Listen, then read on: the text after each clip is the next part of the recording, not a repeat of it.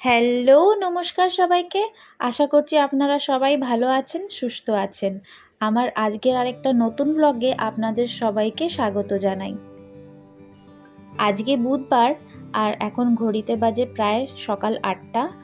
আর আমি ঘুম থেকে উঠেই বাসি বিছানাটা আগে তুলে নিচ্ছি। আর আজকে মেয়ের অঙ্ক পরীক্ষা, তাই তাড়াতাড়ি করে কাজ সেরে নিতে হবে। ঘুম থেকে উঠেই আগে বিছানাটা তুলে নিই। আর ওর বাবার আজকে অফিস ছুটি, তো একদিকে শান্তি, খুব একটা তাড়াহুড়ো নেই। ওর বাবাই ওকে দিয়ে আসা নিয়ে আসা করবে, আমায় আর আজকে যেতে হবে না। চলুন তাহলে বিছানাটা ঝটপট করে তুলে নিই।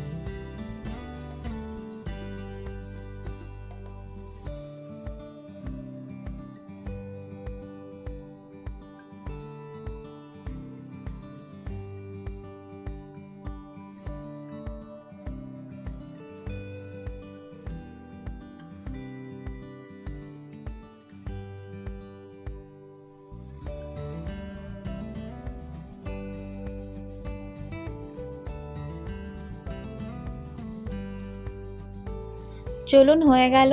বাসি বিছানাটা সেরে নিলে অনেক কাজই কমে যায়, বেশ ঘরটা পরিষ্কারও মনে হয়। আর এখন রোজই এক বালতি করে কাচা হয়, আর এখন সময় পাই না একদম গোছানোর, তাই এরকম চেয়ারে করে জমা করে রেখে দিচ্ছি। মেয়ের পরীক্ষা শেষ হলেই আগে এগুলো আলমারিতে গুছিয়ে রাখবো। আর আজকের চমক হচ্ছে এইটা, এক গোছা ভালোবাসা, এক গোছা কাঠগোলাপ। আমার খুবই প্রিয় একটা ফুল, বেশ অনেকগুলোই পেয়েছি। কোথার থেকে পেয়েছি সেটাও বলবো। যেগুলো পেয়েছি এরকম গ্লাসে করে ভরে এক জায়গায় রেখে দিচ্ছি। আজকে এই দিয়েই শুরু করি রান্নাঘরের কাজ। আর অনেক ফুল ঝরে গেছিলো, তাই এরকম করে কাঁচের একটা বাটিতে গুছিয়ে রেখে দিয়েছি। যখনই আমি মেয়েকে স্কুল দিয়ে আসা নিয়ে আসা বা ওই রাস্তা দিয়ে যখনই আসি যাই, একজনের বাড়ি আছে, ওই বাড়িরটায় এই ফুল গাছটা। রাস্তায় বেরোলে আমার ওই গাছটা আমি সবসময় দেখি, আর ওই গাছটা সব সময় ফুলে ভর্তি থাকে। আর এত বড় বড় কাঠগোলাপগুলো হয় যেন দেখতেই থাকি। আর কোনো সিজন বাদ নেই, জানেন, সব সিজনে এরকমই ফুল হয়। বেশিরভাগটা তো বসন্তকালেই হয়। আমাদের বাড়ির সামনেও একটা গাছ আছে, ওটা বসন্তকালেও ফুল বেশি হয়। এমনি সবসময় হয় হালকা, কিন্তু বসন্তকালে খুব বেশি হয়। কিন্তু ওই যে এই ফুল গাছটার আমি কথা বলছি, এই গাছটায় সব সময় সব সিজনে ফুল হয়। আর কি যে অপূর্ব লাগে, এত সুন্দর লাগে, পুরো গাছটা সাদা হয়ে থাকে। চা জল সব হয়ে গেছে, এবার লেগে পড়েছি জল খাবারের দায়িত্বে। আর আজকে জল খাবারে হবে আলু পরোটা, ওর বাবার ছুটি, একটু স্পেশাল আর কি। মেয়ের আজকে অঙ্ক পরীক্ষা, ও অঙ্কটা নিজের জিপু মানে ওর জেঠুর কাছে করে, মেজো জেঠু, তো ওইখানে গেছে। এসেই ওর খিদে পেয়ে যাবে জানি, এমনিও দুধ কর্নফ্লেক্স খেয়ে গেছে, আসলেই ওর খিদে পেয়ে যাবে, তাই তাড়াতাড়ি করে আলু পরোটাটা করে নিই, তারপর আমরা সবাই মিলে খেয়ে নেব। তারপর ওর পরীক্ষাও আছে। তাহলে চলুন টুকটুক করে নিই আলু পরোটাগুলো। ও, যেটা বলছিলাম ফুলের ব্যাপারে, আর আমি গতকাল এবার মেয়েকে স্কুল থেকে নিয়ে আসতে গেছিলাম, তো দেখি এই কাঠগোলাপের গাছটা কাটিং করছে একটা লোক। তো কাটিং করে সে নিজের ভ্যানে তুলছে, এবার ওটাকে ফেলে দেবে বা কিছু একটা। তো দেখলাম যখন ভ্যানে তুলছে, ওই পুরো গাছটাতে পুরো সাদা ফুল। তো আমি বললাম, দাদা আমি কি ফুলগুলো নিয়ে নেবো? তখন বলছে হ্যাঁ নিয়ে নিন। তারপর আমি তো আর একটুও দেরি করলাম না, ঝপাঝপ ফুলগুলো ভাঙলাম। আমার কাছে আমার ব্যাগে সবসময় প্লাস্টিক থাকে, প্লাস্টিকে ভরলাম, ভরে। আর উনিও খুব ভালো মানুষ ছিল, উনিও আমাকে অনেকগুলো ফুল আবার ভেঙে ভেঙে আমায় দিলেন। তারপরে আমি বেশ অনেকটাই আমার ফুল হয়ে গেল। তারপর আমি ওখান থেকে মেয়েকে আনতে চলে গেলাম। মেয়ে দেখেই বলল, মা তুমি রোজ যেটা বলতে সেটা হয়ে গেল, তোমার হাতে এই ফুলগুলো। আর কাঠগোলাপগুলো বেশ এত বড় বড়, মানে দেখে এত ভালো লাগে। যখন বিয়েবাড়ি টিয়েবাড়ি হলে খোপায় দিলে কিন্তু খুব ভালো লাগবে। আমি সেটাই ভাবতাম। সবসময় ওই কাঠগোলাপের গাছটার নিচে অনেক ফুলও পড়ে থাকতো। আমি প্রায় একটা দুটো ফুল কুড়িয়ে কুড়িয়ে আবার নিয়ে যেতাম, নিয়ে আসতাম। আমার এত ভালো লাগে এই কাঠগোলাপ ফুলটা। তারপর ওইখান থেকে বাড়ি যখন আসি এরকম গ্লাসে করে সাজিয়ে রেখে দিয়েছিলাম। অনেকগুলো কুড়িও ছিল, কুড়িগুলো আবার বেশ ফুটেও গেছিলো সকালে। আর খুব যে ফুলটার উগ্র গন্ধ তাও না, একদম হালকা হালকা গন্ধ।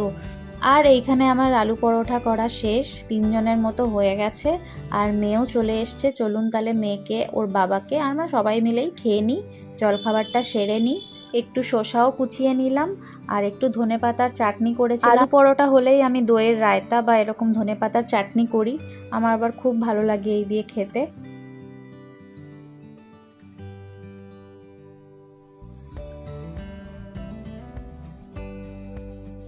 জলখাবারটা খেয়ে স্নান করে পুজোটা সেরে নিলাম।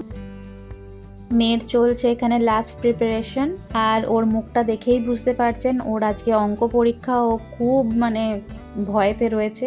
প্রতি বছরই অঙ্ক পরীক্ষা হয়, ওর আগের দিন থেকেই এরকম ভয় শুরু হয়ে যায়। মুখে কোনো হাসি থাকবে না, যতক্ষণ না অঙ্ক পরীক্ষাটা সারবে ততক্ষণ ওর মুখে হাসি ফুটবে না। আর সত্যি ওর চিন্তা দেখে আমাদেরও খুব চিন্তা, ওর বাবার আমার দুজনেরই। কেন, ও অঙ্কে খুব একটা ভালো নয়, তাও ও ভালো বোঝে ঠিকই, কিন্তু পরীক্ষা সবসময় ওর খুব একটা ভালো যায় না অঙ্কে, তাই ও একটু ভয়তেই রয়েছে।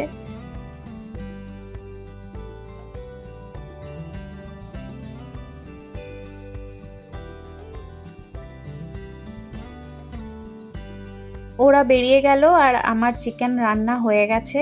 ভাতটাও চাপিয়ে দিয়েছি, ওদের আস্তে আস্তে আমার ভাতটা হয়ে যাবে। মেয়ে আসলে সঙ্গে সঙ্গে গরম ভাত আর চিকেন খেতে দিয়ে দেবো। ওদের আসার সময় হয়ে গেছে, মেয়ের ছুটিও হয়ে গেছে, এতক্ষণ রাস্তায় হবে। আর আমি একটু বাইরেটা এসে দাঁড়ালাম, বেশ মেঘ করেছে।